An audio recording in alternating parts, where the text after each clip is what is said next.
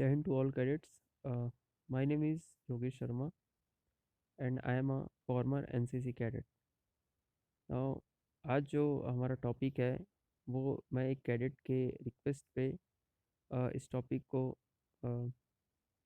Select किया और इस टॉपिक पे आज मैं डिस्कशन करने वाला हूँ 15 molecules for becoming an officer in the Indian armed forces. So इस 15 मोलेक्यूल्स, हालांकि ये जो 15 मोलेक्यूल्स है ये बहुत सारे लोगों को बहुत सारे इंटरप्रिटेशन है।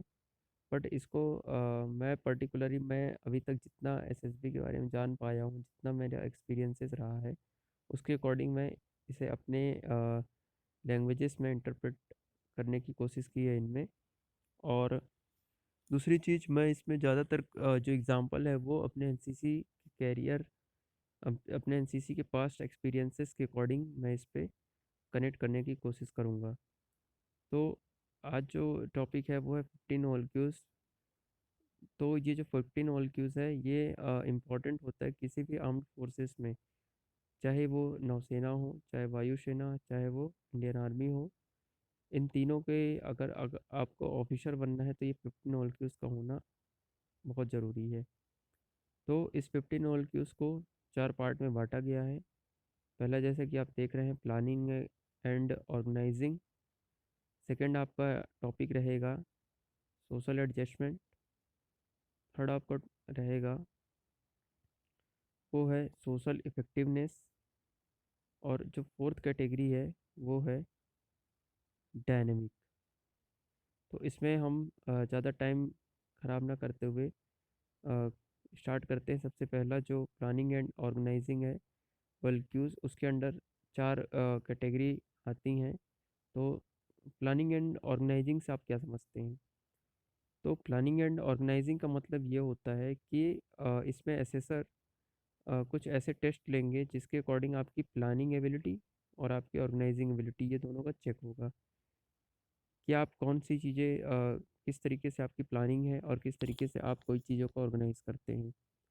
तो इसमें सबसे पहली जो कैटेगरी लाई करती है वो है इफ़ेक्टिव इंटेलिजेंस। और इफ़ेक्टिव इंटेलिजेंस में भी इसमें जैसे एक दिया हुआ है हिंदी में, यह किसी व्यक्ति में प्रतिदिन की दिनचर्या में किसी भी प्रकार की समस्या से निपटने के लिए योग्यता है। इसका मतलब इसमें आपको ज़्यादा कोई बहुत बड़ी एजुकेशन क्वालिफिकेशन नहीं चाहिए। इसमें सिंपली आपको एक काम ये करना है कि आप डे टू डे लाइफ में चीज़ों को कैसे रिजॉल्व करते हैं, बस उस तरीके से आपका ये जो योग्यता है ये इसमें आती है। अब इफ़ेक्टिव इंटेलिजेंस, जैसे कि नाम से स्पष्ट है कि आप कितना इफ़ेक्टिवली चीज़ों को, अपने इंटेलिजेंस का यूज़ करते हो उस प्रॉब्लम को सॉल्व करने के लिए। तो ये जैसे सपोज़ कीजिए आपकी लाइफ में कोई भी ऐसी प्रॉब्लम्स हर डे टू डे लाइफ में आते रहती है। तो उसको आप कैसे टैकल करते हो, उससे रिलेटेड जो भी आपका चीज़ें आएंगी वो आपका इफेक्टिव इंटेलिजेंस के अंदर लाई करेगी। और सेकंड है रीजनिंग एबिलिटी। तो यहाँ पर जैसे दिया हुआ है, यह किसी व्यक्ति में किसी दिए गए समस्या को पहचानने और उसके समाधान की योग्यता है। इसका मतलब ये है कि लोगों में सबसे ज़्यादा कमी किसकी होती है? एक तो सबसे पहली बात, आप लोगों ने कई लोगों को देखा होगा कि उन लोगों के साथ ऐसा हो जाता है कि वो एक तो सबसे पहले कोई भी जो प्रॉब्लम रहती है, कोई भी समस्या होती है, उसको पहचान ही नहीं पाते। और जब समस्या को पहचान कर लेते हैं तो फिर उसका एक्चुअल जो समाधान है उसका वो सॉल्यूशन नहीं निकाल पाते। और यहाँ पास एक वर्ड अलग से लिखा हुआ है जो कि बुद्धिमानी तरीके से आया हो, मतलब कि जो रेसनिंग, जो रेसनिंग थिंकिंग से आया होगा। इट मीन्स कि आप ऐसे भी कोई समाधान नहीं निकाल सकते कि जो उल्टा सीधा जो भी आप लॉजिक लगा के आप उसका समाधान निकाल दिए। तो यहाँ पास रीजनिंग एबिलिटी में आपकी यही योग्यता देखी जाती है कि आपको अगर कोई प्रॉब्लम दिया जाता है या फिर कोई सिचुएशन आपके सामने अगर अराइज होती है, कोई सिचुएशन आपके सामने खड़ी होती है, तो आप उसको पहले कैसे पहचान पाते हो और उसका आप सॉल्यूशन कैसे निकाल सकते हो बाय योर रैशनल थिंकिंग। मतलब कि आप अपने बुद्धिमानी तरीके से, अपनी बुद्धिमानी सोच से आप कैसे उसका समाधान निकाल सकते हो। तो जैसे कि सेकंड लाइन इसमें लिखी है, इसमें एसेसर आप में यह देखते हैं कि आप में कितना जानने का एटीट्यूड है, आपकी लॉजिकल रीजनिंग कितनी है आपका, आप कितने नए सुझावों और नए विचारों को कितना ग्रहण करते हैं, और प्रॉब्लम की अनिवार्यता, सॉरी यहाँ पास मैंने ता लिखना भूल गया था, तो प्रॉब्लम की अनिवार्यता को कितना समझते हैं, कौन सा प्रॉब्लम पहले करना है। मतलब कि इसमें एक्चुअली आप कोई भी समस्या को तभी पहचान पाओगे जब आपके अंदर किसी भी चीज़ को जानने का एटीट्यूड पहले से होगा। ठीक है, अगर आप समस्या को, क्या होता है ना कि ज़्यादातर वही लोग ज़्यादा जल्दी समस्या को पकड़ पाते हैं, प्रॉब्लम को पकड़ पाते हैं, जिसके पास क्या होता है कि पास्ट एक्सपीरियंसेस जिनके पास सबसे ज़्यादा होता है। तो पास्ट एक्सपीरियंस जिनके पास हद से ज़्यादा होगा, उनको कोई भी प्रॉब्लम अगर दे दिया जाए तो जल्दी उसको कैच कर लेते हैं और उसका सॉल्यूशन भी निकाल लेते हैं, क्योंकि उनके पास एक्सपीरियंस है।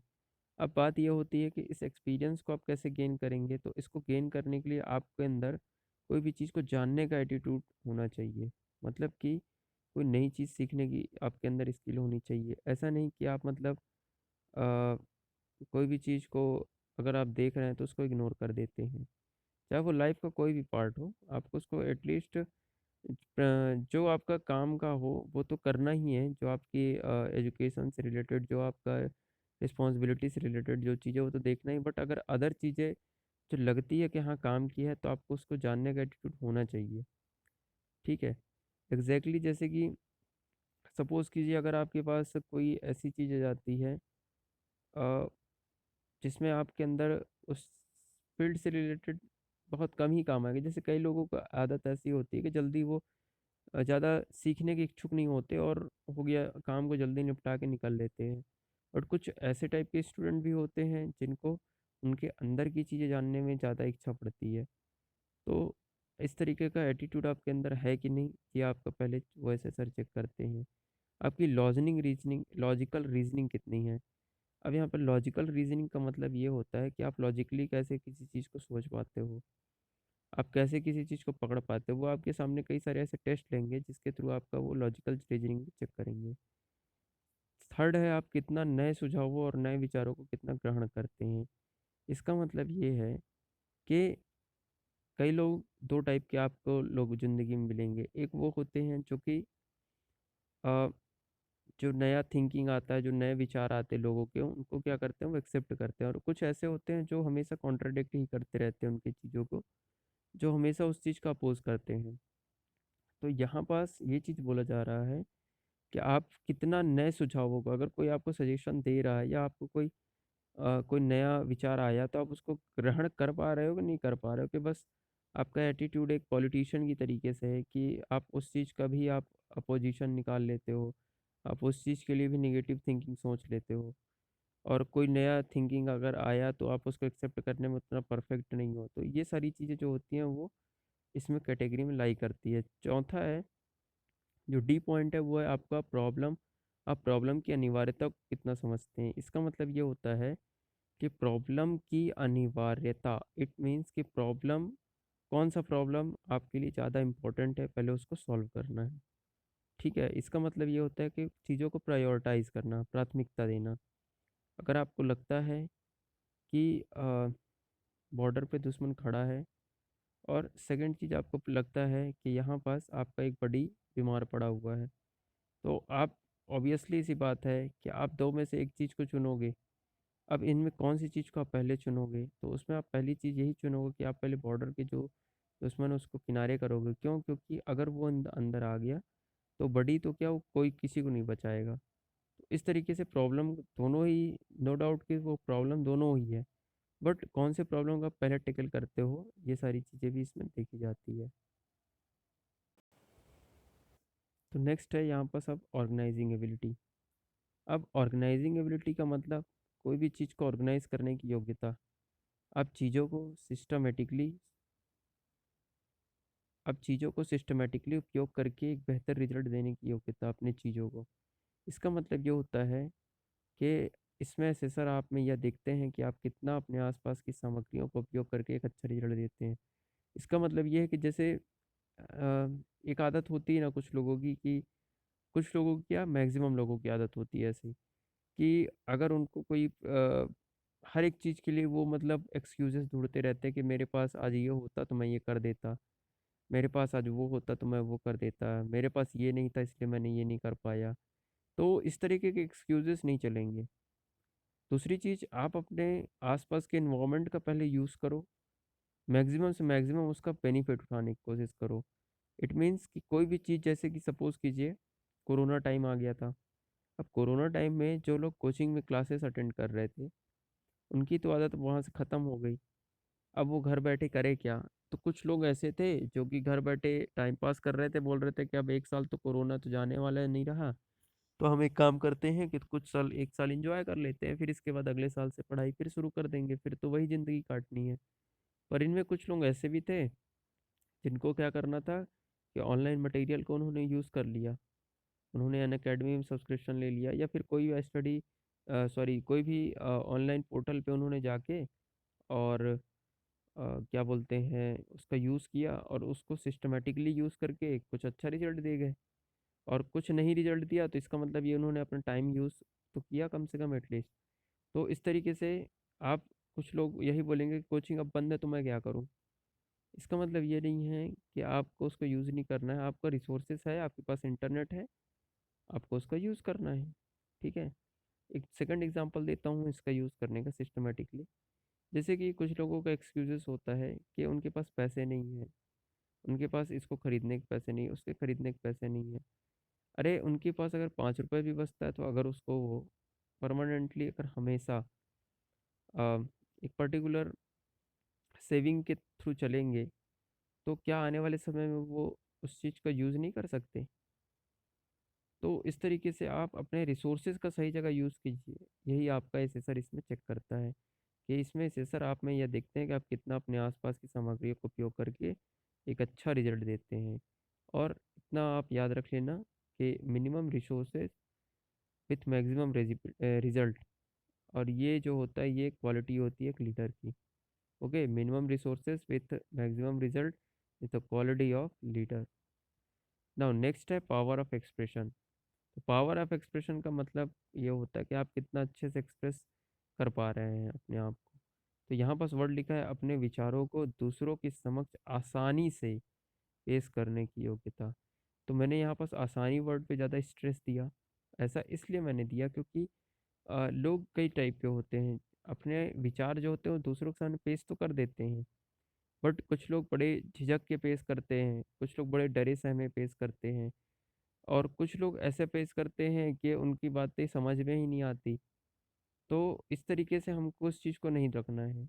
यहाँ पास आपको पर्टिकुलर ये एज़ अ, अगर सोल्जर बनना है आपको, sorry as a military officer बनना है, तो आपको अपने जो थिंकिंग है, अपने जो थॉट हैं, उनको ऐसे वे में जमाना है कि ताकि जो आपकी टीम होगी, जो ग्रुप होगा, या फिर कोई भी अदर पर्सन होगा, उस तक आपके विचार जो हैं वो आसानी से पहुँच जाए, आसानी से उस तक ये बात उसके घर दिमाग में घर कर जानी चाहिए। इट मीन्स ये तो ख़ैर एक इडियम्स हो गया कि आप उसके दिमाग में घर कर जाना चाहिए, मतलब कि उसके दिमाग पे उसका जो प्रॉपर आप मैसेज देना चाहते हो वो प्रॉपर उसके दिमाग में बैठ जाना चाहिए। तो ये तभी हो पाएगा जब आप अपने विचारों को दूसरों के समक्ष आसानी से पेश कर सकते हो, बिना डरे, बिना झिझके, और ऐसे वर्ड्स यूज़ करके जिसमें उसको भी समझ में आ जाए और आपको भी समझ में आ जाए। ठीक है? तो ये हो गया पावर ऑफ एक्सप्रेशन। नाउ हम लोग, अब इसके बाद ये जो था ये सारे प्लानिंग और ऑर्गेनाइजिंग से रिलेटेड ओएलक्यूज थे। अब नेक्स्ट पहुंचते हैं, और नेक्स्ट है वो है सोशल एडजस्टमेंट। जैसा कि हिंदी में भी लिखा है, माहौल में स्वयं को ढालना। तो इसका जो पहला हम देख लेते हैं ओएलक्यूज में, तो सबसे पहला है सोशल एडाप्टेबिलिटी। सोशल एडाप्टेबिलिटी किसी भी व्यक्ति के अपने आसपास के सामाजिक माहौल को अडॉप्ट और स्वयं को उसमें एडजस्ट करने की योग्यता। इट मीन्स कि आप कभी भी फौज में जाएंगे तो आपको वहाँ पास तरह तरह की रेजिमेंट के लोग, तरह तरह के सोल्जर और सिविलियंस बहुत सारे मिलते रहेंगे। अब अगर आप एक सोल्जर हैं और आप अपने आप को उस माहौल में एडजस्ट कर ही नहीं पा रहे हैं, आप उन लोगों को अडॉप्ट ही नहीं कर पा रहे हैं, तो इसका मतलब आप कैसे, आप अपने ऑपरेशन को, आप अपने काम को अंजाम में देंगे? माहौल को भी अडॉप्ट करने का मतलब, अगर आपकी बॉडी को कभी रेगिस्तान में जाना पड़ा, कभी आपको, जैसा कि हमारे यहाँ का जो जियोलॉजिकल पैटर्न है वो सब जगह डिफरेंट है। कहीं माउंटेन है तो कहीं डेजर्ट है, तो कहीं पर इतना ज़्यादा रेन हो जाती है कि बहुत ज़्यादा प्रॉब्लम होती है। तो इन सभी जगह पे अपने आप को अडॉप्ट करना है, ये नहीं कि आप वहाँ जाकर एक्सक्यूजेस देना शुरू कर दें कि मुझे ये नहीं मिला, मुझे वो नहीं मिला। एक नेगेटिव थिंकिंग आपके अंदर आ जाती है। तो यही चीज़ यहाँ बस ऐसा बोला जा रहा है, यहाँ बस पर्टिकुलरली सोशल, यहाँ बस अभी हालांकि जियोलॉजिकली उस चीज़ को नहीं बोला, सोशल इट मीन्स कि आप लोगों के साथ कैसे घुल मिल पाते हैं, कैसे अपने आप को एडजस्ट करते हैं, क्योंकि चार लोग, चार थिंकिंग, चार डिफरेंट डिफरेंट थिंकिंग होगी, और उन सारी थिंकिंग्स को एक साथ मिलाने की जो कैपेबिलिटी होगी उसी के थ्रू आप क्या करेंगे, आप अपने आप को एडजस्ट करेंगे। जैसे कि कुछ लोग ऐसे होते हैं जिनको किसी की बात अच्छी नहीं लगती, किसी का हंसना अच्छा नहीं लगता, कुछ लोगों को उनके एक्शन पसंद नहीं आते। तो ये सारे छोटे मोटे जो थिंकिंग होती हैं, ये सब प्रॉब्लम क्रिएट करती है लोगों के अडॉप्शन में। आपको उनको में नहीं पड़ना है, और आपको लोगों को माहौल के अकॉर्डिंग और उनको अपने समाज के अकॉर्डिंग एडजस्ट भी करना है। सेकंड है इसमें एसेसर, आप में यह देखते हैं कि पहला ए जो नंबर है, आप कैसे ग्रुप के मेंबर्स को अडॉप्ट करते हैं, उनसे कैसे अपनी सहभागिता बनाते हैं, मतलब कि आप उनके साथ कैसे हार्मोनी बना पाते हैं, कैसे आप उनसे मेल मिलाप कर पाते हैं, लड़ाई की भावना तो नहीं है आपके अंदर, ये सारी चीज़ें। क्या आप कितनी विनम्रता के साथ दूसरों को डील करते हैं हो या नहीं। इसका मतलब ये है कि जैसे कि यहाँ पर लिखा है कि क्या आप दूसरों के साथ विनम्रता के साथ डील करते हैं या नहीं, कि आपका ऐसे असर देखते हैं। और विनम्रता के साथ, जैसे कई लोग ऐसे होते हैं कि कुछ लोग आपस में ऐसे डील करते हैं कि एक पॉलिटिशियन की तरीके से, कि लड़ाई झगड़ा मतलब एक रिविलियस टाइप का थोड़ा सा लोगों को समझने लगते हैं। अगर कोई भी चीज़ का आर्ग्यूमेंट चालू हो जाता है तो बस वहाँ पास अपने पॉइंट्स रखने पे ज़्यादा लोगों का जोर रहता है। और ज़्यादातर आप ये देखिएगा कि वो क्रिटिसिज्म ज़्यादा करते हैं, जैसे कि पॉलिटिशियंस करते हैं। बट पॉलिटिशियंस जो है उनका वो एक खुद का धर्म है। इट मीन्स वो उनका वर्क है। अगर वो उस चीज़ का क्रिटिसिज्म नहीं करेंगे तो फिर उनका मतलब ही क्या रह जाएगा। तो यहाँ पास हमको पॉलिटिशियन नहीं बनना है। पॉलिटिशियंस का काम क्या है, क्रिटिसाइज करना, जो कि उसका उनकी जिम्मेदारी है ये। नहीं तो सरकार में प्रॉपर बैलेंस नहीं रहेगा। बट हमको यहाँ पास क्या करना है, पॉलिटिशियन नहीं बनना है, थोड़ा लोगों को समझना भी है। और जब हम जिस दिन हम लोगों को समझने का समझने का प्रयास करने लगेंगे, लोगों को समझने लगेंगे, तो हम ऑटोमेटिकली उनको विनम्रता के साथ डील करेंगे, मतलब कि एक अच्छे व्यवहार से उसको डील करना शुरू कर देंगे। तो ये सारी चीज़ें आती हैं सोशल अडेप्टेबिलिटी के अंदर। सेकंड हो गया कॉपरेशन। अब कॉपरेशन में ऐसा होता है कि मैंने देखा है एनसीसी के आधे ज़्यादा लाइफ में, कि अगर सपोज़ कीजिए आपके साथ अगर किसी को सीनियर अंडर अफ़सर बना दिया गया, सॉरी सॉरी अगर किसी को कैंप में गए हैं और कैंप में कैंप सीनियरिटी दे दी गई, तो होता ये है कि अगर 4 लड़के वहाँ पास उन्होंने अपना हैंड रेज़ किया है, जिसमें से 5वें लड़के को बना दिया गया, जो कि सेम इक्विवेलेंट उनका क्या बोलते हैं, इक्विवेलेंट उनका एबिलिटी है। तो होता ये है कि मैक्सिमम लोगों का आप देखिए कोऑपरेट ही नहीं करते। जो बाकी एक बन गया तो 4 लोग कोऑपरेट करते ही नहीं। क्यों? क्योंकि उनको एक मन में टीस रहती है कि भाई इसके अंदर ऐसा क्या था कि मेरे को इन्होंने नहीं बनाया और इसको बना दिया। अच्छा, इसमें मैं एक स्टोरी और ये भी जोड़ना चाहूँगा कि एक बार क्या हुआ था कि एक कैंप था जिसमें क्या हुआ, एक कैडेट था, उसने वो हुआ ये था कि जो कैडेट था वो एबिलिटी के मामले में बहुत लो था, और जो 4 कैडेट थे उन्होंने ऑटोमेटिक वहाँ पास हाथ खड़ा करके रखा था, जो एबिलिटी के मामले में सबसे ऊपर थे। अब बात ये थी कि एनसीसी में हालाँकि जो सीनियरिटी दी जाती है उसमें कोई ऐसा तो है नहीं कि एसीआर रिकॉर्ड चेक करके दे दिया जाए। तो हुआ ये कि उनमें पूछा गया कि आप में से कौन सीनियर बनना चाहेंगे? अब इसमें एक लड़के, जो लड़के मतलब जानकार थे, जिनको इच्छा पड़ी वो सब हाथ उठा दिए। अब वहाँ एबिलिटी का चेकिंग होता, ऑटोमेटिक वो 4 लड़के प्रमोट हो जाते। बट हुआ ये कि वो 5वां लड़का जो था, एक सडनली उसको प्रमोट कर दिया गया। अब हुआ ये कि ये जो 4 लड़के थे, इनको बहुत जेलसी हुई। तो यहाँ बस होना ये चाहिए था कि उनको इसके साथ आप कुछ भी कहिए, कोऑपरेशन तो करना पड़ेगा। पर उन्होंने कोऑपरेशन ना करके उसके सामने जो है बहुत सारे बैरियर क्रिएट कर दिए, बहुत सारे ऑब्स्टेकल क्रिएट कर दिए। तो दिक्कत ये है कि यहाँ पास अब कोऑपरेशन क्यों ज़रूरी था? कोऑपरेशन इसलिए ज़रूरी था कि सपोज़ कीजिए वो किसी कॉलेज को रिप्रेजेंट कर रहा होगा, वो किसी बटालियन को रिप्रेजेंट कर रहा होगा। तो यहाँ पास अगर आप कोऑपरेशन नहीं कर रहे, इसका मतलब अल्टीमेटली आप में यूनिटी नहीं है, और यूनिटी नहीं तो मतलब आपने एनसीसी का मोटो को वायलेट किया। सेकेंडरी चीज़, आपने क्या किया कि आपने अपने बटालियन को शर्मसार किया। तो इसलिए जो कोऑपरेशन होती है वो बहुत ज़्यादा इम्पोर्टेंट होती है। तो कोऑपरेशन का मतलब यह एक ऐसा एटीट्यूड है जिसमें कोई इंडिविजुअल किसी भी टीम वर्क में अपनी मर्जी से और सौहार्द भावना से भाग लेता है और टीम के उद्देश्य को प्राप्त करता है। इसमें से सर आप में टीम एटीट्यूड को देखते हैं। इसका मतलब यही है कि आप क्या करेंगे, टीम आपके लिए ज़्यादा इम्पोर्टेंट है, ना कि आप खुद।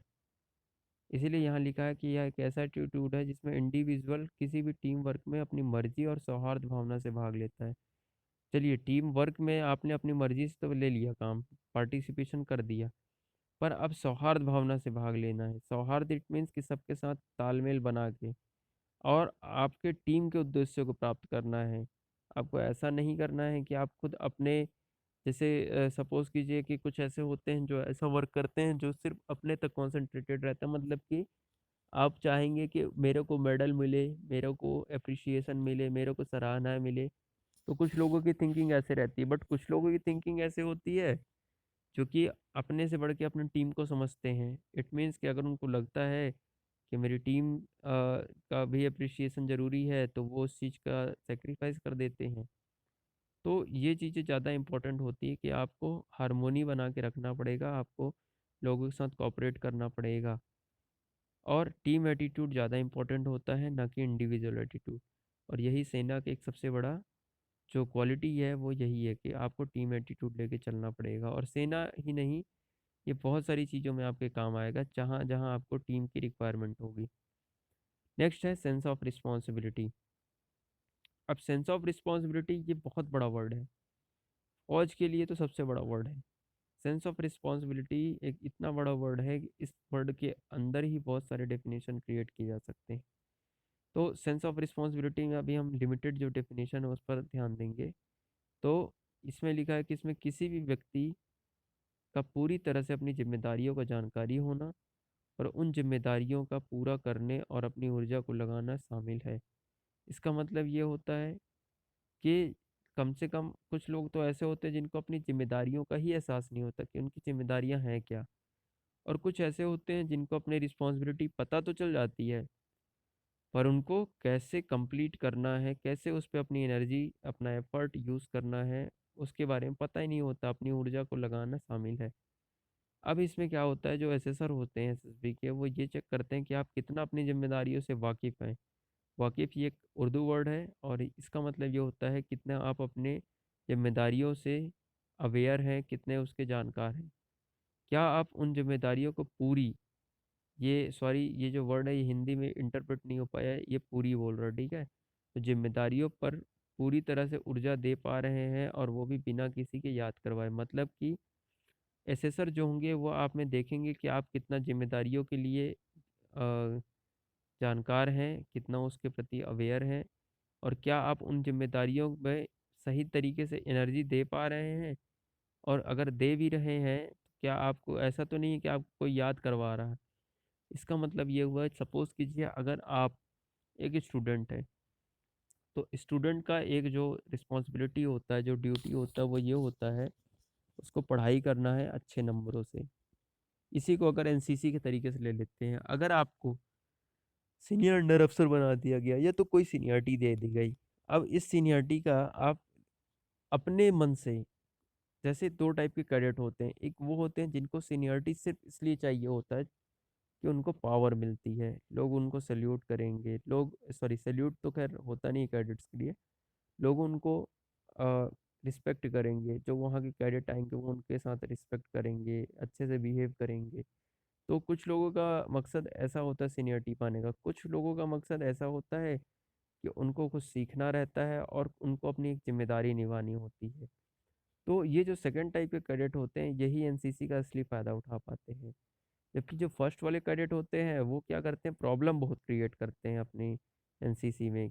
क्यों? क्योंकि जब उनका उद्देश्य क्लियर नहीं है सीनियरिटी लेने का, तो वो क्या करते हैं ना, बहुत ज़्यादा प्रॉब्लम क्रिएट करने लगते हैं, जो वहाँ का वर्किंग मशीनरी है उस पूरे को बिगाड़ के रख देते हैं। और ऐसे लड़कों को मैंने कई बार देखा भी है रोते हुए, कि ले तो लेते हैं सीनियरिटी बट उसको कर नहीं पाते हैं। तो कहने का सेंस यहाँ पास है कि आपको उनकी जिम्मेदारियों का पता होना चाहिए कि आपके एटलीस्ट है क्या क्या रिस्पॉन्सिबिलिटी। अगर आपको कैंप सीनियर बनाया गया है तो आपको उनकी रिस्पॉन्सिबिलिटी पता होना चाहिए, और आपको उन रिस्पॉन्सिबिलिटीज़ को पूरा करने के लिए किस डायरेक्शन में एनर्जी को लगाना है, और वो भी बिना किसी के बताए।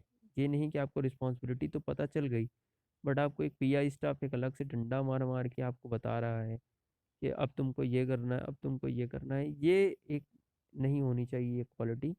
तो इसी को हम लोग बोल रहे हैं कि आपको अपनी जिम्मेदारियों का पूरा एहसास होना चाहिए। अच्छा, एक चीज़ यहाँ पास एक और आती है कि जिम्मेदारियों में हम कई टाइप के रोल को निभाते हैं। जैसे कि अगर हम एनसीसी में हैं तो हम एक एनसीसी के कैडेट हैं।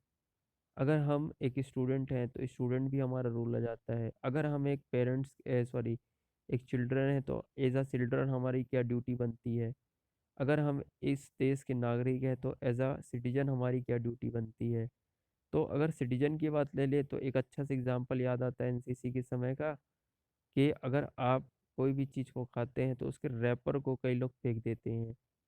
अब इससे अल्टीमेटली क्या होगा, आपकी कंट्री सेम फील करेगी। अगर कोई बाहर के फॉरेनर आते हैं, या फिर आपका एज अ सिटीजन ये रिस्पॉन्सिबिलिटी बनता है कि आपको अपनी कंट्री को नीट एंड क्लीन रखना है, जैसा कि आप अपने आसपास के इन्वायरमेंट को रखते हैं, अपने घर के इन्वायरमेंट को रखते हैं। तो सिमिलरली आपको अपनी कंट्री को भी एज इट इज़ रखना है, क्योंकि इस कंट्री ने ही आपको बहुत कुछ दिया है। तो एज अ सिटीजन जो इंसान अपने रैपर अपने जेब में रख के और उसको जाके कूड़ेदान में डाल देता है, इसका मतलब यही हुआ कि वो अपने रिस्पॉन्सिबिलिटी को बिना किसी के याद दिलाए अपने पूरी कर पा रहा है। यही चीज़ आपके अंदर एसेसर चेक करते हैं। तो इसी तरीके से आप अपनी जिम्मेदारियों को जानकारी होना और उसको पूरा करने के लिए ऊर्जा लगाना, तो ये आपके सेंस ऑफ रिस्पॉन्सिबिलिटी में आते हैं। और इसमें कई सारे ऐसे टेस्ट कंडक्ट करती किए जाते हैं जिसके थ्रू आप उनको ये पता चल जाता है कि क्या इस बंदे के अंदर रिस्पॉन्सिबिलिटी नाम की चीज़ है या नहीं। तो ये सारी चीज़ें जो हो गई, ये सेंस ऑफ रिस्पॉन्सिबिलिटी में आती है। अब सेंस क्या है, मेरे पास टाइम इतना भी ज़्यादा नहीं है और वीडियो भी बहुत ज़्यादा लंबा हो जाएगा, नहीं तो इस पे एक अलग से मैं बहुत सारा पॉइंट्स और भी अच्छे कर सकता हूँ जिसके थ्रू आपको और अच्छा समझ में आएगा। बट मुझे जहाँ तक लगता है that's enough for this point. Okay, अब हम लोग आगे बढ़ते हैं और अब है सोशल इफ़ेक्टिवनेस का क्वालिटीज़। सोशल इफ़ेक्टिवनेस, जैसा कि इसके हिंदी में लिखा है, लोगों के बीच अपनी छाप छोड़ना।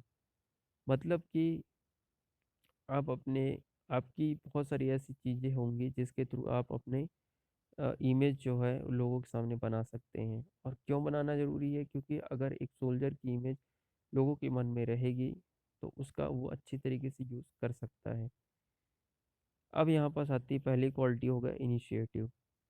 अब होता क्या है कि लोगों के बीच में सबसे ज़्यादा लोग ऐसे होते हैं जो कि चीज़ों को इनिशिएट ही नहीं करते हैं। मतलब कि कुछ ऐसे लोग सिविलियंस में मिलेंगे आपको जो कि चीज़ों को इनिशिएट करने से पहले 4 बार सोचते हैं और पीछे हट जाते हैं। इस टाइप के जो कैडेट होते हैं, इस टाइप के जो सिविलियंस होते हैं, वो अपनी छाप समाज के सामने नहीं छोड़ पाते। बट यहाँ पास कुछ ऐसे लोग भी होते हैं, अन्य सिविलियंस भी होते हैं जो कि अपनी छाप छोड़ जाते हैं जब लोग सोचते रहते हैं और वो करके निकल जाते हैं। तो इस तरीके का इनिशिएटिव होना एक सोल्जर में बहुत ज़्यादा ज़रूरी है, ऑफिसर में होना बहुत ज़रूरी है। तो यहाँ पर जो वर्ड लिखा है वो है किसी भी कार्यवाही को शुरुआत करने की योग्यता। और इसमें ऐसे सर आप में यह देखते हैं कि क्या आप सही दिशा में लोगों को लीड कर रहे हैं या नहीं, और क्या आप उसे प्राप्त करने के लिए निरंतर हैं या नहीं। शायद यहाँ पर थोड़ा सा मिस्टेक हो चुका है, देखता हूँ कि क्या मिस्टेक हुआ है। हाँ, तो यहाँ पर जो मैं बात कर रहा था यहाँ मिस्टेक नहीं है, ये सही पॉइंट लिखा हुआ है कि इसमें एसेसर आप में यह देखते हैं कि क्या सही दिशा में लोगों को आप लीड कर रहे हैं या नहीं। इट मीन्स कि इनिशिएट क्या होता है, कई टाइप की चीज़ों में होती है। कुछ लोग इनिशिएट करते हैं गलत चीज़ों के लिए, जैसे कि हमको अ, दंगा करने हैं, स्ट्राइक करना है। तो इसमें क्या होता है, सॉरी स्ट्राइक तो गलत नहीं है, बट दंगा एक गलत थिंकिंग है। तो दंगे को जो इनिशिएट करता है और एक ऐसा आदमी होता है जो सही चीज़ों को इनिशिएट करता है। तो यहाँ पास स्पेशली उसी के लिए ये वर्ड यूज़ किया गया कि इनिशिएट का मतलब ये नहीं कि आप कोई भी गलत एक्टिविटी के लिए इनिशिएट कर रहे हो। इनिशिएट का मतलब ये होता है कि आप सही चीज़ों में, सही दिशा में लोगों को लीड कर रहे हैं या नहीं। यही आपका यहाँ मेन मोटिव है। तीसरा इसमें लिखा है कि अगर आपने उसको जो सही थिंकिंग के लिए जो सही दिशा में लोगों को लीड तो किया है, पर क्या आप उसको प्राप्त भी कर पा रहे हो जिसके लिए आपने इनिशिएट किया? इट मीन्स कि अगर आपको कोई टास्क दिया गया, सपोज़ कीजिए आपसे सामने कोई एसेसर आया या फिर एनसीसी को ले लेते हैं। एनसीसी में सपोज़ कीजिए अगर आपके सामने कोई भी पीआई स्टाफ आते हैं, बीएचएम सर आते हैं जो कि पूछते हैं कि कौन पर्सन इंटरेस्टेड है सीनियर अंडर अफ़सर सॉरी कैंप सीनियर या फिर अदर सीनियरिटी के लिए। तो उनमें बहुत सारे ऐसे कैडेट होते हैं जो कि हाथ नहीं उठाते हैं, रीज़न उनके अलग-अलग होते हैं, बट कुछ ऐसे भी होते हैं जो उसको इनिशिएट करते हैं। अब सिंस मैंने फिर वही बताया कि इनिशिएट कर तो दिया उन्होंने, पर इनिशिएट के बाद उनका मेन एम ये होना चाहिए कि उसको क्या करना है, सही दिशा में इनिशिएट करना है। और सेकेंडरी चीज़, हालाँकि एनसीसी की हर एक एक्टिविटी तो सही होती है, मैं यहाँ पर सही दिशा का मतलब बता दिया कि दंगे जैसी चीज़ों में, ऐसी गलत चीज़ों में इनिशिएट नहीं करना है। जैसे कि ज़्यादातर कॉलेजों में ऐसा होता है कि ग्रुप कॉल के लिए लोग इनिशिएट कर दिए, चलिए मैं इनिशिएट कर रहा हूँ, ये क्या है? आप ग्रुप कॉल करके क्या कर रहे हैं? आप अपने माँ-बाप के पैसे को बर्बाद कर रहे हो। तो ये फालतू की चीज़ों के लिए इनिशिएट नहीं करना है, इसके लिए यूनिटी नहीं बनानी है। आपको और अगर आपने अच्छी चीज़ों के लिए इनिशिएट किया है, मतलब आपने कैंप सीनियरिटी के लिए करी, हाथ उठा दिया, आपका सिलेक्शन हो गया, तो आपको उसको अच्छे से रिस्पॉन्सिबिलिटी कंप्लीट भी करना है। तो ये आपका इनिशिएटिव में आता है। तो यहाँ पास इनिशिएटिव का मतलब केवल इनिशिएटिव नहीं है, उसके साथ 2 कंडीशन भी अप्लाई है। तो इस चीज़ को भी आपको ध्यान रखना है। इनिशिएटिव नॉर्मल पीपल भी करता है और एक आर्मी का सोल्जर में क्या डिफरेंस होगा, वो 2 कंडीशन के साथ लग जाता है। सेकंड है सेल्फ कॉन्फिडेंस। सेल्फ कॉन्फिडेंस इसका मतलब स्वयं की योग्यताओं पर विश्वास, जब कोई विपरीत परिस्थितियों का सामना करना पड़े। होता क्या है कि जब भी कोई ऐसी डिफ़िकल्ट सिचुएशन हमारे सामने आ जाती है, तो हमको क्या होता है, हम अपना कॉन्फिडेंस लूज़ कर देते हैं। और ऐसा कई बार होता भी है। कुछ लोगों का, जैसे कि अगर वो कैंप सीनियर एक इतना आसान जॉब तो नहीं है यार। मैं जहाँ तक मैंने आज तक जब भी इस चीज़ को ऑब्ज़र्व किया है और मैंने खुद इसकी ड्यूटी दी है, तो मुझे एक चीज़ का तो ख़ैर अनुभव हो गया कि ये बहुत टेढ़ी खीर है, अगर इसको सही मायनों में देखा जाए तो।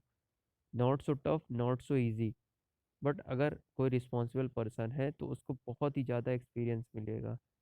तो कहने का सेंस ये है कि इसमें कई सिचुएशन ऐसी आती है, जब इस तरीके की सीनियरिटी आपको मिलती है तो सिचुएशन ऐसे आती है जिसमें आपको बहुत ज़्यादा डिफ़िकल्टी का सामना करना पड़ता है। पर उस समय आपके अंदर सेल्फ कॉन्फिडेंस तभी आएगा जब आपका खुद के ऊपर विश्वास होगा।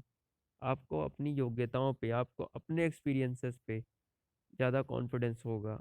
और जिनके खुद के कोई एक्सपीरियंस नहीं है, उनको कहाँ का कॉन्फिडेंस, कोई कॉन्फिडेंस नहीं आने वाला। जिन्होंने आज तक सस्टेनेबिलिटी का कॉन्सेप्ट नहीं समझा, जिन्होंने चीज़ों को नहीं समझा कि किस तरीके से हमको रगड़े को झेलना है, किस तरीके से हमको या इस टाइप के गुस्से को झेलना है, किस तरीके से हमको एक बहुत कम टाइम में इस काम को करना है, जो कि आगे स्पीड ऑफ डिसीजन में आता है ये सारी चीज़ें। तो एनसीसी के 2 सालों में जिन्होंने ये चीज़ें नहीं सीखी है, जिन्होंने एकदम सीरियसली उस चीज़ को नहीं लिया है, बट तीसरे साल आकर वो उनको सिर्फ़ कैंप सीनियरिटी चाहिए। क्यों? क्योंकि उनको पावर, सेकंड रिस्पेक्ट और तीसरी चीज़ एक मेडल, ये 3 चीज़ों की लालसा उनको कैंप सीनियर बनने के लिए इनिशिएट तो करवा देती है। बट उनके पास कॉन्फिडेंस ही नहीं आ पाता है, क्यों? क्योंकि उनकी अपनी योग्यता ही नहीं होती, और योग्यता नहीं होती तो उस पर विश्वास तो दूर की बात है। तो ये चीज़ें होना बहुत ज़रूरी है कि आपको अपनी योग्यताओं पर विश्वास होना चाहिए, और योग्यता होगी तभी आपको विश्वास होगा। और ऑटोमेटिक ये चीज़ हालाँकि आ जाती है जब भी कोई डिफ़िकल्ट सिचुएशन आता है, बट अगर नहीं आती तो एसेसर आपके अंदर ये चेक करते हैं कि अगर कोई डिफ़िकल्ट सिचुएशन है, तो आप अपनी योग्यताओं पर विश्वास कर पा रहे हो कि नहीं कर पा रहे हो, यही आपका सेल्फ कॉन्फिडेंस आता है। सेकेंडरी है, नेक्स्ट है, वो है स्पीड ऑफ डिसीजन। तो स्पीड ऑफ डिसीजन में इसमें आता है किसी काम के निर्णय पर जल्दी ही पहुंचने की योग्यता। और इसके दो मुख्य भाग है, एक तो सही निर्णय लेना, दूसरा है जल्दी निर्णय लेना। इट मीन्स के आप स्पीड ऑफ डिसीजन का मतलब केवल ये नहीं होगा कि आप किसी भी काम के लिए जल्दी से आप कोई भी डिसीजन ले लिए। सपोज करिए आपके पास सिचुएशन आई कि आपको एक जगह पर सॉरी बम गिराना है, तो ये ऐसा नहीं है कि आपको तुरंत हाँ मैं गिरा के आ जाऊंगा, या फिर जैसे टेररिस्ट लोग नहीं करते कि आपको यहाँ पर जाके अटैक करना है तो तुरंत करके आ जाते हैं, ऐसा नहीं। आपको एक सही निर्णय लेना है पहले तो। ये इट मीन्स कि अच्छा, इसको इस चीज़ से हम रिस्क से भी लेके जोड़ सकते हैं। रिस्क से ऐसा लोग ये जोड़ सकते हैं कि आप ऐसा नहीं कर सकते कि अगर आपको 5 टोली भेजनी है बॉर्डर पे ड्यूटी के लिए जहाँ पास वॉर जोन है, और वहाँ पास हमको पता है कि वो पाँचों के पाँचों सोल्जर शहीद हो जाएंगे क्योंकि वहाँ 10 लाख की सेना पड़ी है। तो इस तरीके का काम नहीं करना है कि हमको तुरंत इसमें स्पीड ऑफ डिसीजन अपना दिखा दिए भेज दिए, तो ये सही निर्णय नहीं होगा। जल्दी तो हो गया पर सही कहाँ होगा। और कुछ लोग ऐसे होते हैं जो कि सही निर्णय तो ले लेते हैं पर उसको जल्दी लेने की कैपेसिटी नहीं है। जैसे कि इसको मैं एक अच्छा सा एग्जांपल देके अटैच करता हूँ अपने लाइफ के। जब मुझे कैंप सीनियरिटी का जॉब मिला था तब मुझे एक ऑफ़र दिया, मुझे बोला गया कि मेरे पास 5 मिनट थे और 5 मिनट में मुझे बोला गया कि आपको इस 500 की स्ट्रेंथ को टीम वाइज जल्दी से सॉरी कंपनी वाइज या स्क्वाड वाइज, जो alpha company, Bravo company, Charlie company, इस पे बाइफरकेट करना है, सबको विभाजित करना है। अब सिंस बात ऐसी थी कि आप तो आर्मी का प्रेशर जानते हो कि अगर आपको 2 मिनट 4 मिनट से भी देरी हो गई तो पीआई स्टाफ का डंडा बजना शुरू। अब हुआ ये कि उस समय इतनी सडन सिचुएशन थी कि हमको तुरंत उनको बांटना भी है, और ऐसा बांटना है कि उनकी स्ट्रेंथ भी ऊपर नीचे ना हो। जेडीएसडी, एक तो आप जानते हैं कि एक कंपनी को बांटने के लिए इतनी सारी रूल्स रहती है कि 4 कैटेगरी है, 4 कैटेगरी में प्रॉपर रेशियो में सबको बांटना है।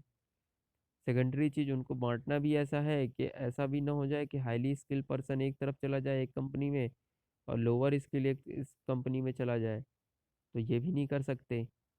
फिर तीसरी चीज़ ये हो जाती है कि आपको ऐसा बांटना है कि आपको उनके बीच में ऐसी भी गुटबाजी चालू ना हो जाए, बल्कि आपको उनके अंदर डाइवर्सिटी को भी क्रिएट करना है। यूनिटी और डाइवर्सिटी भी तो होनी चाहिए उसमें।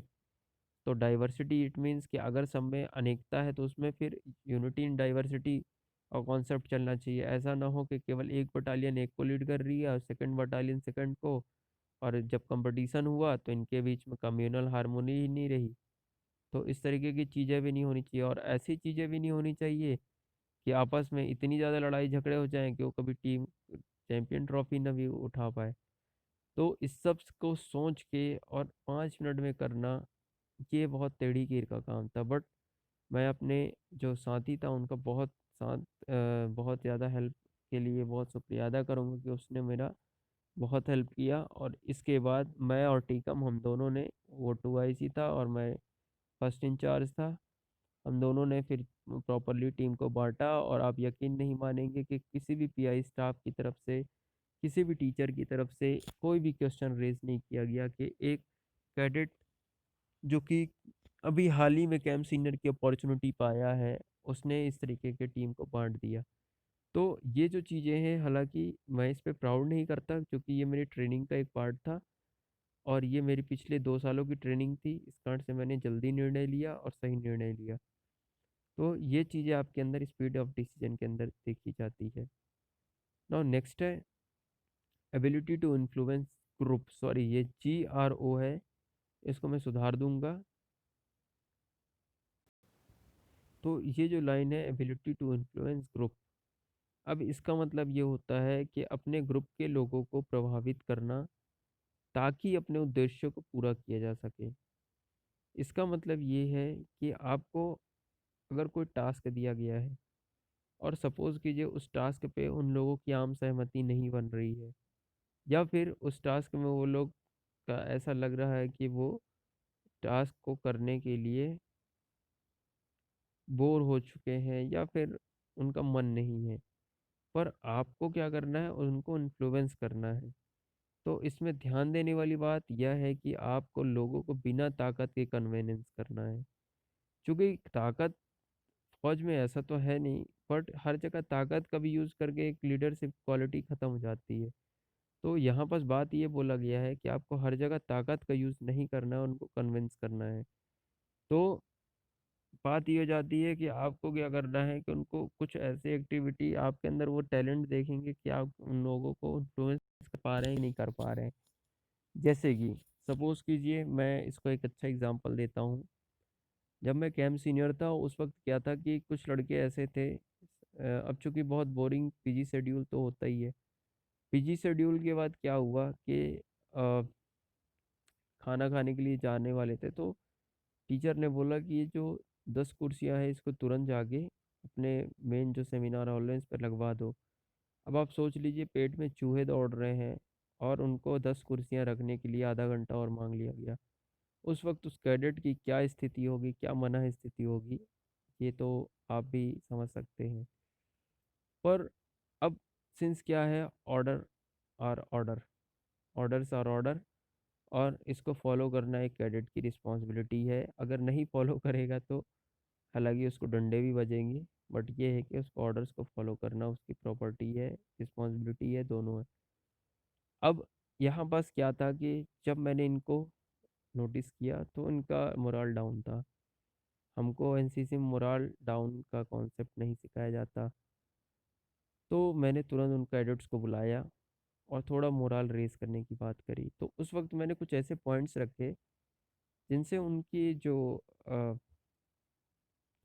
फिर से जो मोरल था वो हाई हो गया। तो इसका मतलब यही है कि आपको उनको कुछ ऐसे बातों से प्रभावित करना है ताकि अपने उद्देश्यों, मतलब मेरा उद्देश्य उस वक्त क्या था, कुर्सियों को सेमिनार हॉल तक पहुंचाना, तो अपने उद्देश्यों को पूरा किया जा सके तो मैंने उसको पूरा करवाया और उनको प्रभावित किया। और इसमें ताकत का यूज़ भी नहीं किया, बट ऐसा है कि हाँ, उन्होंने खुशी खुशी उस काम को कर दिया, मेरा उद्देश्य कंप्लीट हो गया। तो यही चीज़ है एबिलिटी टू इन्फ्लुएंस ग्रुप। अब नेक्स्ट आता है लाइवलीनेस। लाइवलीनेस में आता है व्यक्ति के विपरीत परिस्थितियों में शांत और खुश रहने और अपने माहौल को खुशनुमा बनाए रखने की योग्यता। अब ये पॉइंट्स बहुत ज़्यादा काम की है, स्पेशली फौज के लिए। फौज में बहुत सारी सिचुएशन, हमेशा वैरायटी ऑफ सिचुएशन आते रहती है डिफेंस फोर्सेस में या फिर कोई भी अदर फोर्सेस में, बट पर्टिकुलरली अगर हम डिफेंस फोर्स की बात कर रहे हैं तो वो सिचुएशन आती ही रहती है। तो हमको उस वक्त करना क्या है कि अपने विपरीत परिस्थिति में अपने आप को शांत मन से और खुश रखना है और माहौल को खुशनुमा रखना है, पॉजिटिव रखना है। अब चूंकि हमारा भारत कई सारी जंगें झेल चुका है, तो अगर मैं 99 कारगिल वॉर के बारे में बात करूं तो इसमें आप अगर कैप्टन विक्रम बत्रा सर का रोल अगर आप देखेंगे, जो कि एक अच्छी मूवी आई हुई थी एलओसी कारगिल के नाम से, उसमें अभिषेक बच्चन सर ने विक्रम बत्रा, कैप्टन विक्रम बत्रा सर का रोल किया था। उसमें आपने देखना उनके जो खुश मिजाज चेहरे का रंग, वो हमेशा जो उनका जो दिल मांगे मोर का भी जो नारा था, वो भी उसी चीज़ को दर्शा रहा था जो यहाँ लाइवलीनेस है। और वो हमेशा जो अपोजिट सिचुएशन आती थी, विपरीत परिस्थिति, डिफिकल्ट सिचुएशन आती थी, उसमें भी वो शांत और खुश रहने का प्रयास करते थे और माहौल को खुशनुमा रखते थे। तो एक लीडर के लिए ये बहुत बड़ा इंपॉर्टेंट चीज़ है कि होता ये है कि अगर एक साथी शहीद हो जाता है तो उसके शोक में, और शोक तो चलिए एक मूवी का वर्ड है, बट उस वक्त डर भी होता है, क्योंकि इंसान तो वो भी है। डर तो होगा ही, पहली बार जब किसी आदमी को मौत का सामना करने को मिलेगा। नो डाउट कि इंडियन आर्मी के पास बहुत जोश है, बट एक 1% का भी अगर उसके अंदर डर है तो भी वो काम नहीं करेगा।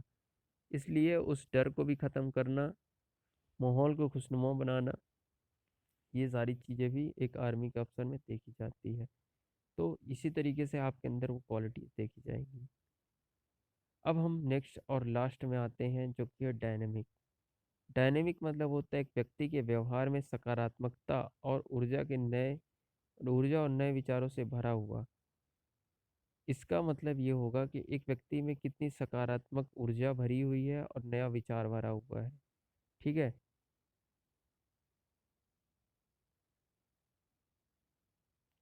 तो अब यहाँ पास थोड़ा-सा वर्ड्स का हेर-फेर है। मैं इसको अपने आने वाली जो प्रिंट आउट की वीडियो है, उसमें जो प्रिंट आउट है, जो पीडीएफ है, उसमें थोड़ा-सा इसको वो कर दूँगा, सुधार दूँगा।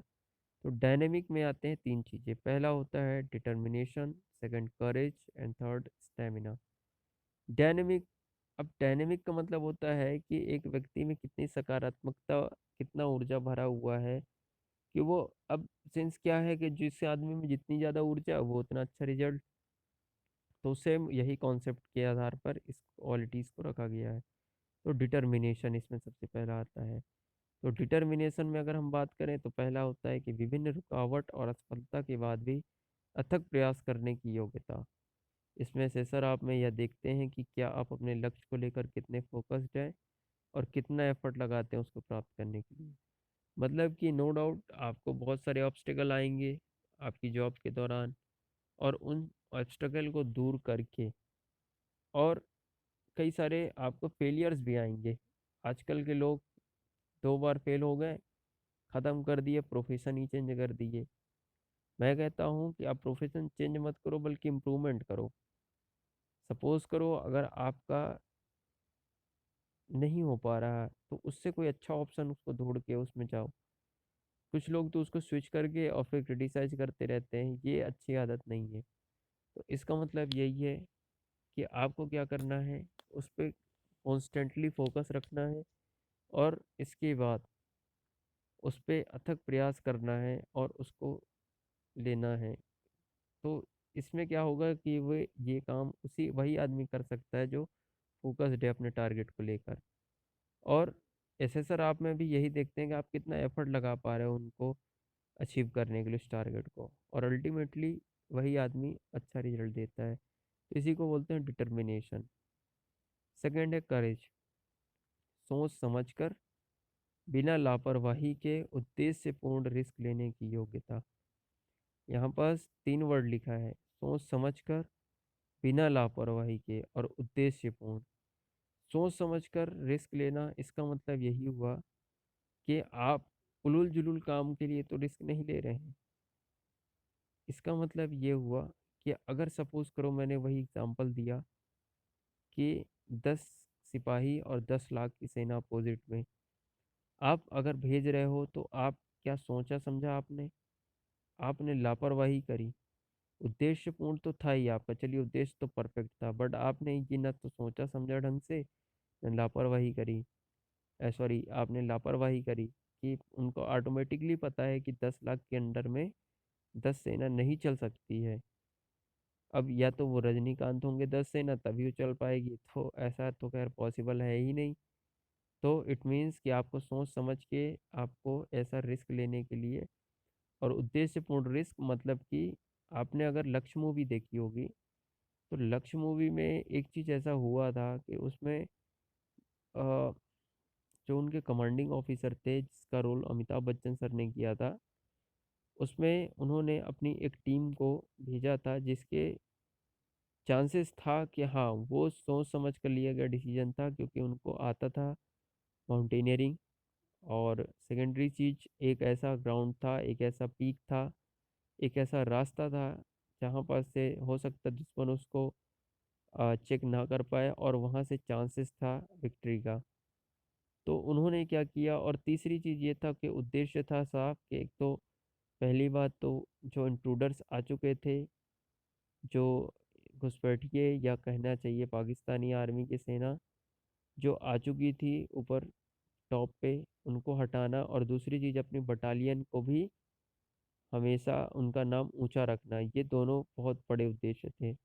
तो इसी उद्देश्यपूर्ण तरीके के कारण उनको वहाँ पास से भेजा गया।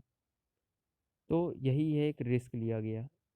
सेकेंडरी चीज़ यहाँ पास, जैसे कि हाँ, ये एग्ज़ाम्पल, ये इस मूवी का एग्ज़ाम्पल सफिशिएंट है आप लोगों को जानने के लिए। तो आपको करना ये है कि आपका ऐसा कोई भी रिस्क लेना आपकी टीम के ऊपर डिपेंड करेगा। इट मीन्स कि अगर आप रिस्क ले रहे हो और उसमें आपकी कितनी टीम की कैजुअलिटी होगी, कितने वो घायल होंगे, कितने वो शहीद होंगे, इसके ऊपर भी डिपेंड करेगा, क्योंकि आपने तो निर्णय ले लिया, अब आपके निर्णय से बाकी लोग भुगतेंगे। तो ये इस टाइप के रिस्क भी काम नहीं आएंगे फौज में। तो करेज, दैट्स गुड, रिस्क लेना अच्छी बात, बट आपको उद्देश्यपूर्ण रिस्क लेना है और वो भी लापरवाही के बगैर। तो ये होता है करेज का। लास्ट है स्टेमिना। स्टेमिना एनसीसी के कैडेट्स बहुत ज़्यादा इससे रूबरू हो चुके हैं, जो कि ये रगड़ा लेने की क्षमता। इट मीन्स कि कौन कितना ज़्यादा रगड़ा ले पा रहा है, क्या ले पा रहा है, या गिव अप कर दे रहा। तो रगड़ा का सबसे बेस्ट सॉल्यूशन है नेवर गिव अप। छोड़ना नहीं है, चाहे कितना भी रगड़ा आ जाए, हंस के काटते रहो बस। यही है मेन स्टेमिना का। तो रगड़ा लेने की क्षमता आपके अंदर है या नहीं है, यही चीज़ स्टेमिना में देखी जाती है। बाकी ये जितनी क्वालिटीज़ है, इन क्वालिटीज़ पे आपको वर्क करना है, और इन्हीं सारी क्वालिटीज़ के आधार पर आपका इंडियन आर्मी में सिलेक्शन होगा। और इसके अलावा मैं फिर लास्ट में ये बात क्लियर कर देता हूँ कि ये मेरा आपका अपना खुद का इंटरप्रिटेशन है। हो सकता है कि मेरे इंटरप्रिटेशन कुछ गलत होंगे, और ये सिर्फ मैंने अपने पास्ट एक्सपीरियंसेस के आधार पे बताया है। सिंस मेरा अभी तक एसएसबी का सिलेक्शन तो नहीं हुआ है, बट जितना मैंने एक्सपीरियंसेस एनसीसी से और जितना मैंने अदर लोगों से अपने 15 होल के उसके एक्सपीरियंसेस जाने हैं, उसके आधार पर मैं एक कैडेट के रिक्वेस्ट पे इस वीडियो को प्रिपेयर किया। तो आई होप आप लोगों के मैक्सिमम डाउट क्लियर हो गए हैं, बट फिर मैं आपको ये सजेस्ट करना चाहूँगा कि मेरी वीडियो को ही केवल एक सार ना बनाएं, और भी कई सारे जो रियल में इसके एक्सपीरियंस्ड पर्सन हैं उनके भी वीडियो को रिकमेंड करेंगे। सो थैंक यू एंड जय हिंद।